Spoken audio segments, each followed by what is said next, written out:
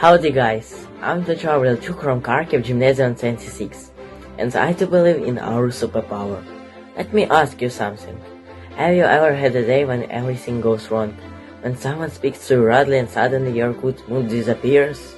Sometimes we say, it drives me crazy. Sometimes people are on edge. And sometimes a small problem gets out of hand.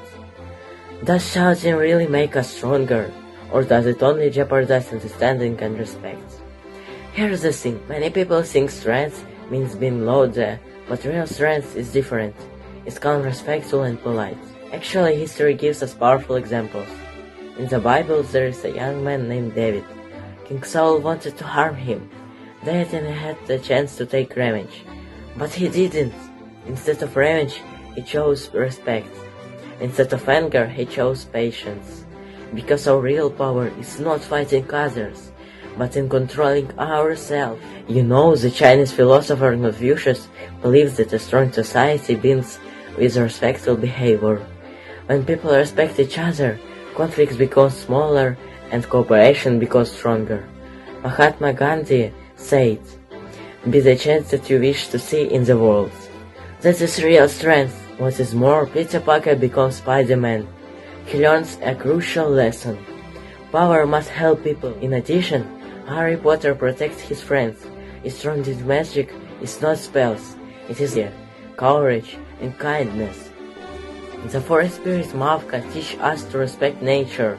She reminds us that nature is life, because we do not inherit the earth from our parents. We borrow. No, politeness is not only about people.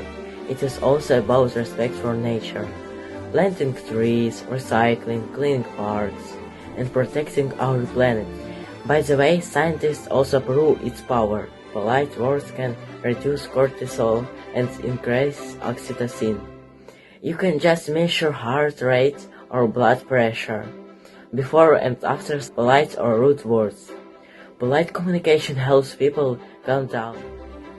As a matter of fact, politeness it is also biology. We can also measure politeness using mathematics.